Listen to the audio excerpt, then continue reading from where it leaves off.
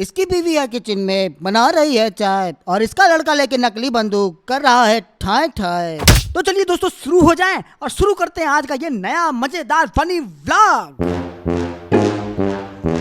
तो मेरे प्यारे मित्रों गुड मॉर्निंग बोल दीजिए एक बार। गुड मॉर्निंग नहीं बोल रहा है, उसकी तरफ से भी गुड मॉर्निंग। तो ये लोग क्या है कि इनकी ट्रेन का टाइम था रात के 1 बजे आने का और 2 से 3 के लगभग ये लोग आ गए थे। 1 घंटे 1.5 घंटे लेट थी ट्रेन। अरे पिछले ब्लॉग में बताया था ना इसने कि एक गांव से अकेला आ गया था कार लेके और आज रात को ट्रेन आ गई थी इसका परिवार लेके। परिवार का मतलब मेरी मम्मी नेहा, नेहा की मम्मी, नेहा की पापा और मेरा साला, और साथ में आया था ये छोटा सा बाला जो बैठा है मेरी गोदी में, वो तो आएगा ही ना। और भाई साहब यहाँ पर आते ही मम्मी ने शुरू कर दी थी घर की साफ सफाई। देख रहे होंगे घर को एकदम जला जला के कचरा हटाने की कोशिश कर रही हैं। तो दोस्तों अपनी मम्मी के दर्शन तो करा दिए, अब दर्शन कराते हैं अपनी बेगम के, जो पता नहीं कौन सी मिक्सी पहन के घूम रही थी। अरे तो पूछना कौन सी मिक्सी है भैया, पूछा था तभी तो पता चला कि बहू रानी ने सासू माँ की मिक्सी पहनी हुई है, तभी थोड़ी बहुत अजीब लग रही है उसके ऊपर। वैसे सभी लोग घर का काम करने में लगे हुए थे, नल आया हुआ था तो नेहा की मम्मी डब्बे में पानी भर के अंदर रख रही थी और मैं धैर्य को गोदी में टंगाया था, तो टंगे टंगे कुछ ना कुछ तो बोलेगा ही। महसूस नहीं होगी। हाँ। मच्छर आ गया। हाँ गर्मी आ गई ना तो मच्छर आएंगे ही। टकलू भी तुम्हारा खाली है तो टकलू में काटेंगे। धैर्य के टकलू में काटेंगे, काम कर बेटा, उसके बाल लेके अपने टकलू में रख ले, बहुत बढ़िया। तो मेरे बाल ले लिए, मतलब वैसे भी थोड़ी बहुत ही है। बाल थोड़ी बहुत है लेकिन घर में काम बहुत है, करवाना बस नहीं। अरे भैया सुनिए, तो आज के दिन के पहले यानी कि पिछले दिन जब घर में कोई नहीं था तो मैंने अपने पेट के लिए भोजन का प्रबंध कैसे किया ये तो सुनिए। तो मैंने खाना बनाया था, अब मेरे बनाए हुए खाने के बर्तन आप लोगों को दिखाऊं? हाँ जल्दी दिखा जल्दी। अरे ये कैसे बर्तन हैं? लग रहे होंगे जोमेटो वाले, लेकिन कुछ नहीं दोस्तों, बाहर से ही मंगाया था खाना। मैं तो ये तक कह रहा हूँ कि मम्मी नेहा लोग 1-2 महीने और ना आए तो भी मैं अपना जीवन सुखी बिता लूंगा किसी तरह। अच्छा किसी तरह पेल के बाहर का खाना खाना है और उसमें भी किसी तरह करना है। वैसे ये बता छोटा भीम क्यों पीछे पीछे घूम रहा है? फिर मैंने भी कह दिया छोटे भीम से कि अगर मैं नहीं ले गया तो नहीं तो मैं जीत गया। बोल रहा मुझे वहाँ लेके चलो नहीं तो मैं गोली मार के उड़ा दूंगा। एक गोली मारने वाली कम थी, तुम भी आ गए। ओए एक बेटे के सामने उसकी माँ को भला बुरा कहता है, वो बदला पक्का लेगा तुझसे। लो पापा।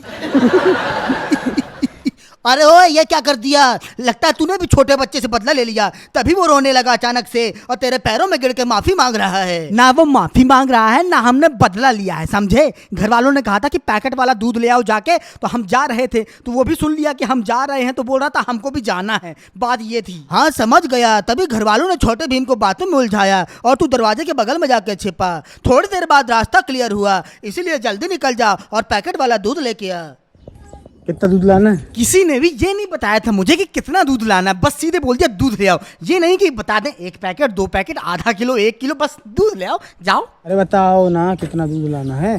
तो बोल रही है अभी आधा लीटर दूध ले आओ। हाँ आधा लीटर दूध लेने के लिए ये 1 किलोमीटर पैदल चल के गया दोस्तों, और आधा लीटर दूध लेके 1 किलोमीटर ही पैदल चल कर आ गया। गुरुजी तो मैं क्या है कि बाकी व्लॉगर से आपको दोस्त बोलते होंगे, मैं आपको गुरुजी बोलूँगा। तो मैं दूध लेके आ गया हूँ और ये भाई साहब जिनको बेवकूफ़ बना के गया था। जैसे मैं आधा पैकेट लेके घर आया वैसे हमारा आधा भीम नहीं मतलब छोटा भीम रोने लगा और बोलने लगा कि पापू हमको पीपी में नहीं घुमाते। पीपी में नहीं घुमाते, पीपी में घुमाएंगे, पहले दूध पका दे ताकि तुम इसको पी सको, समझे बात को? समझ गए? क्या है कि ये बिल्कुल दूध ही दूध पीता है, बहुत कम खाना खाता है। तो पिछले कुछ समय से क्योंकि गर्मी बढ़ रही है तो उल्टी ऐसी समस्या इसको हो रही है। खाना खिलाना सिखाना पड़ेगा, खाता नहीं है, बस दूध दूध दूध दूध। सनी देओल बनेगा क्या? ओए! और इसकी एक समस्या ये भी है कि अगर इसके मुंह से हो गया कि मम्मा के हाथ से पीना तो मम्मा के हाथ से ही पीना है, भले वो चुंगी का दूध। फिर एक और समस्या है, अगर उसने बोल दिया कि मुझे इस कमरे में इस जगह में पीना है तो फिर उसी कमरे में और उसी जगह में पिएगा। जा दूसरे कमरे में, वहां पीना, टी वाले कमरे में पीना। जा कहाँ पीना है?